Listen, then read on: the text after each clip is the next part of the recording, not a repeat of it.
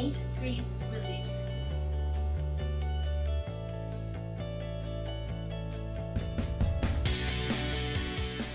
Welcome to my presentation. Today's topic is Unit 3, Ancient Greece Beliefs. And for your reference, you can check on your book on pages 108 to 110. This unit, you will be able to A. Explain what religion is and what the ancient Greeks believe in.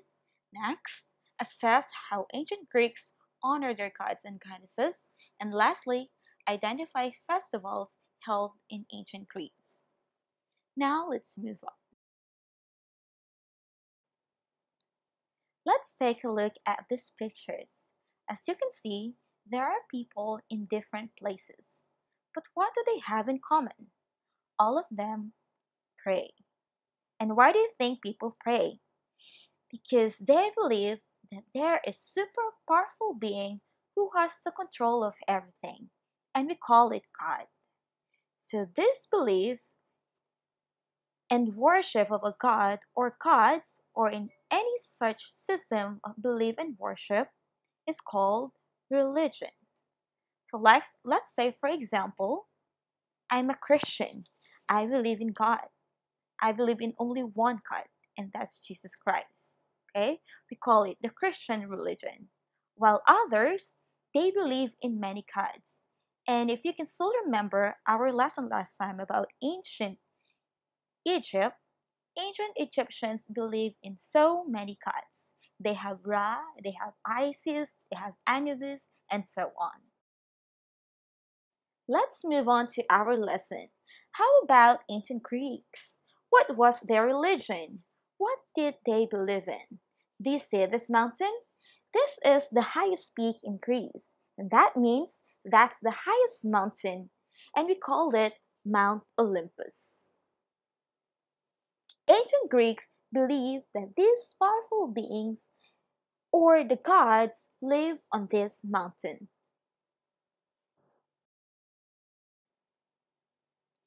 In ancient Greek world, the 12 great gods and goddesses of the Greeks were referred to as the Olympian gods or the 12 Olympians.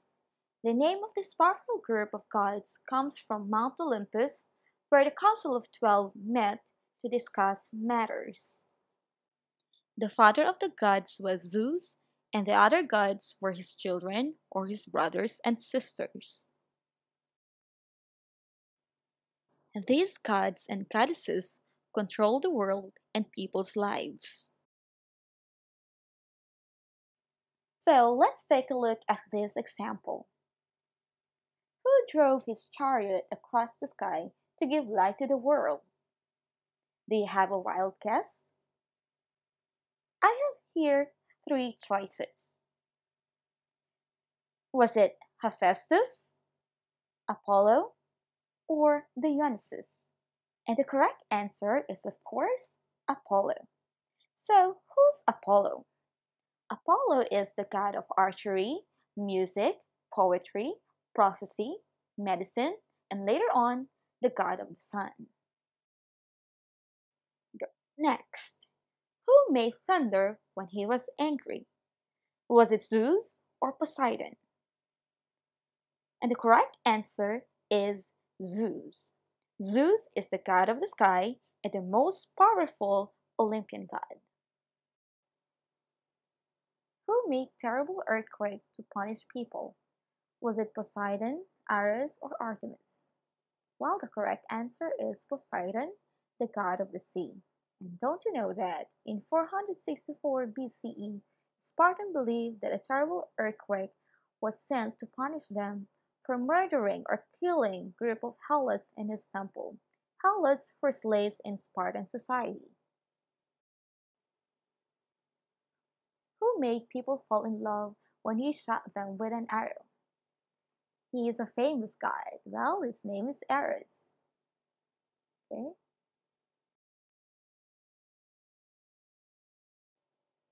Who was the Olympian goddess of wisdom and war? And the correct answer is Athena.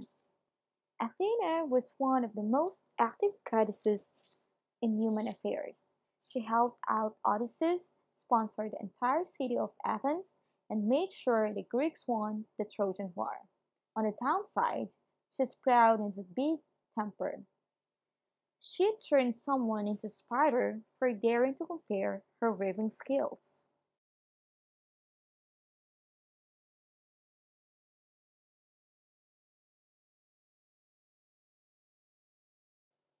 Next, how did ancient Greeks honor their gods and goddesses? So Greeks built special temples, just like this temple. This is what we call Temple of Zeus at Olympia. It was dedicated to the god Zeus.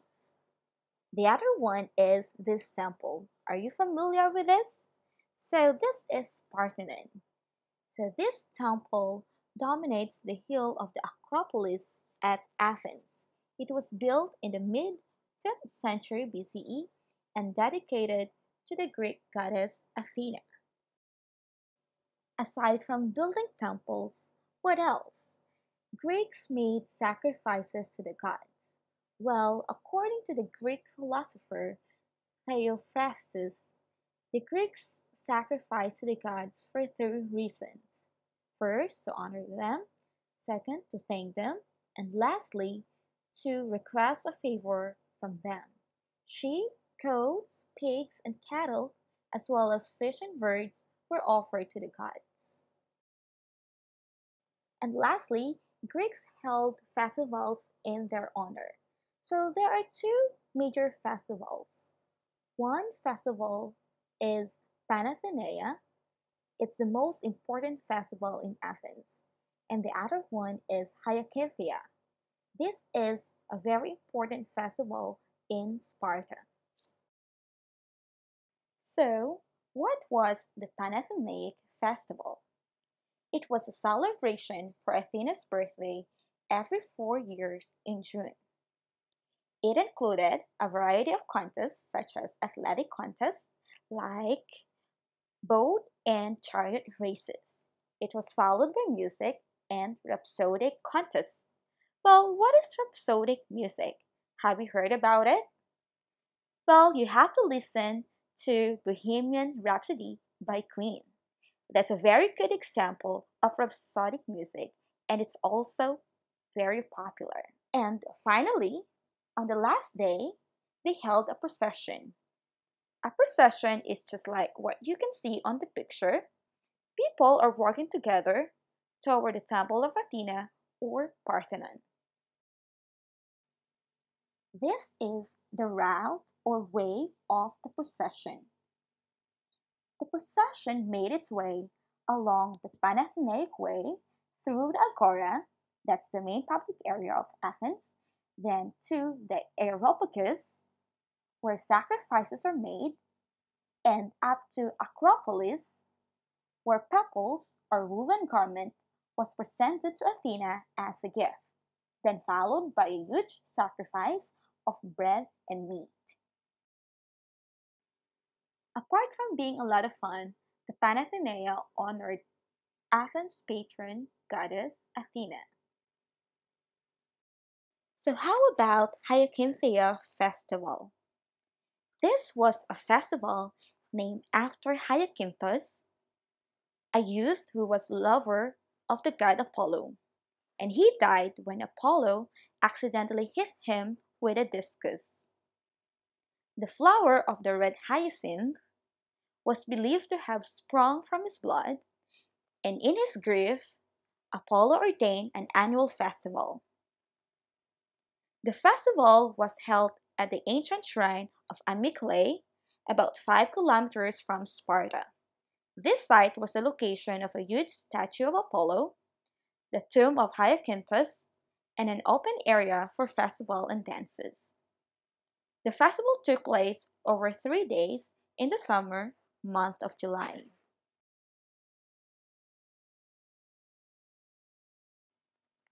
The festival had two stages. The first stage involved rites of sorrow and mourning in honor of Hyacinthus. The eating of bread and cakes was forbidden. There was a special funeral meal, then a day of ritual grief. The second stage involved rejoicing in honor of Apollo. So there are wearing of wreaths, the singing of joyful songs, sacrifice to Apollo, a festive meal, a lot of delicious meal for sure, and a procession to Amyclae, choral songs and dance. According to the historian Hooker, he has interpreted the festival as a festival for the dead on one hand, combined with thanksgiving for life on the other.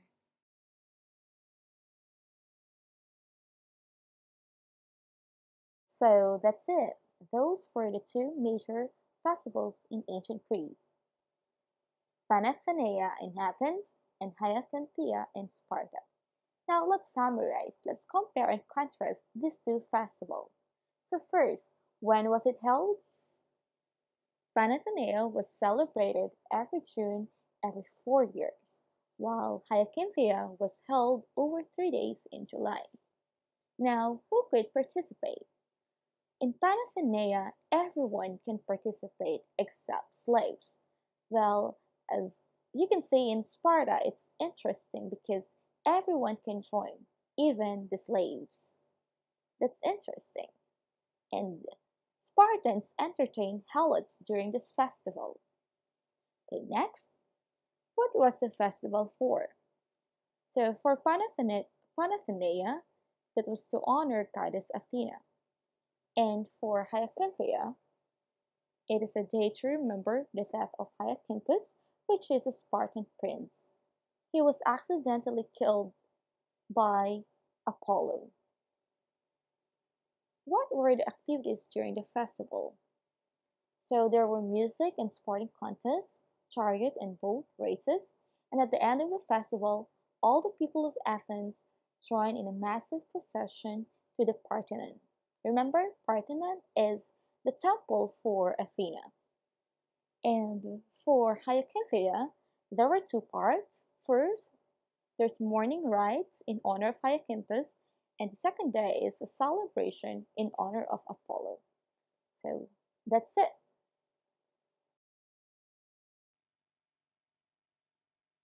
Let's have some activities. Okay, the gods and goddesses are all modeled up. Can you match each god or goddess to the correct description? You have 5 minutes to do this. Are you ready? So, let's start. Let's see if your answers are correct. Let's start with Aphrodite. Aphrodite is the goddess of love and daughter of Zeus. Is your answer correct? Now let's move on. How about Apollo? You know Apollo already. You know that he's the god of sun. He's also the god of music and health, and also the son of Zeus. Ares.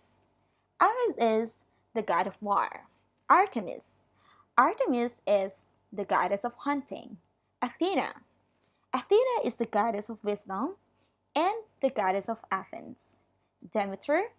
She's the goddess of the harvest. Dionysus. He's the god of wine. Hades. He's the god of the underworld. Hera. She's the wife of Zeus and the queen of heaven. Hermes. Messenger of Zeus. Poseidon. He is the king of the sea. And lastly, the king of all gods, Zeus. Are your answers correct? If you get a perfect score, that's a wonderful job. Now let's move on to our next activity. So this one is fill in the blanks. You have 5 questions and you have to do it in 2 minutes. Okay, so these are the questions. And are you ready? You have 2 minutes. So let's check your answers. So let's remember some key points in this lesson. So first, they believe in and worship of a god or gods or in any such system of belief and worship is what we call religion. The highest peak in Greece is what we call Mount Olympus. Third, ancient Greeks believed that Olympian gods and goddesses control the world and people's lives. Fourth, ancient Greeks built special temples, made sacrifices, and held festivals to honor their gods. And lastly, there were two major festivals in Greece, the Panathenea and Hyacinthia. Let's go further. If you want to know more about the Greek gods and goddesses, you can visit this website and be amazed with their wonderful stories. And finally, before we end this lesson, I want you to reflect on this question. How are the beliefs of the ancient Greeks different from the beliefs of the people today? And in what way are they similar? Thank you for watching. I hope everyone is safe at home. See you soon!